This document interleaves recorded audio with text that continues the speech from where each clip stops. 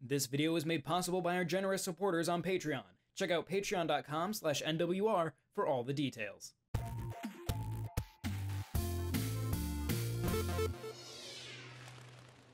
To be honest, this place is really beautiful, in a weird and kind of creepy way. I like to think of myself as an optimist, especially when it comes to the capabilities of the Nintendo Switch. Yes, we've been playing with the system for over 5 years at this point, but looking at its output, it is incredible that the core hardware has held up for as long as it has. Looking at ports like Ghost Runner, Doom Eternal, and especially Nintendo's first-party output on the system, the Switch is still more enticing to me than similar portable handheld devices. That being said, the cracks have become more apparent, especially over the last year or so. However, it is notable that XEL is absolutely one of the worst performing games I've seen on the Switch over the last 5 years. Releasing the game in this state, with quite a bit of marketing behind it, is a real shame and frankly should probably not have been past the quality assurance.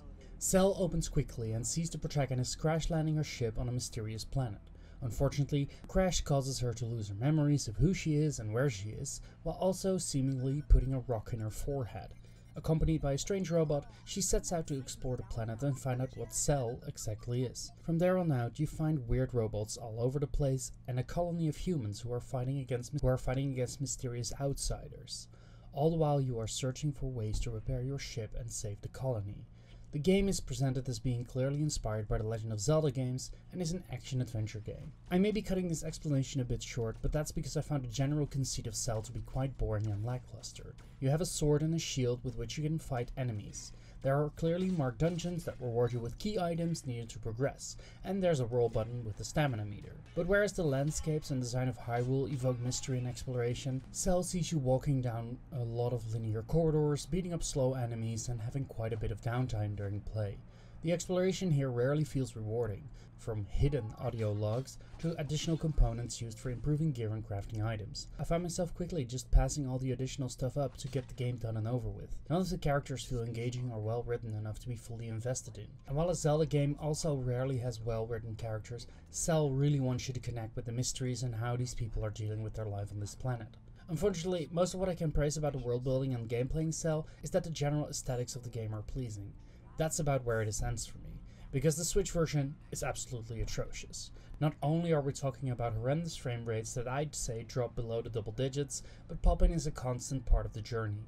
Oftentimes during play, edges of the world would simply vanish or pop out or in without any sort of transition. In the colonized area of the world, the game would become nearly unplayable, with not only sluggish frame rates and pop-in, but unresponsive controls as well. This goes for both handheld and dock mode. Going in for a quest and talking with villagers became a literal chore as the game was doing its hardest to keep up. Say what you will about other maligned Switch ports like the original release of Cloudpunk, as much as that game dropped on a visual aspect, it was at least performing semi-consistently. All the while the game barely comes across as graphically demanding on the hardware. How can it be that other high-effort indie games manage to run at a consistent 1080 and 30 FPS, but XEL is struggling to reach even half of those numbers? And ultimately, that's where XEL fails hardest of all. It doesn't differentiate itself enough from the other indie Zelda-like games that are available on Switch from a gameplay perspective.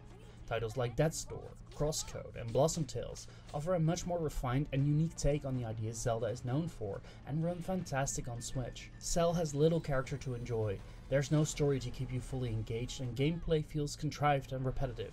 And that's before we get to the frankly abysmal state that the game was released in. I was holding off this review to see if the game would be updated before its release, but quite frankly, it seems that updating and fine-tuning XEL will be an effort that I personally don't think will be worth it.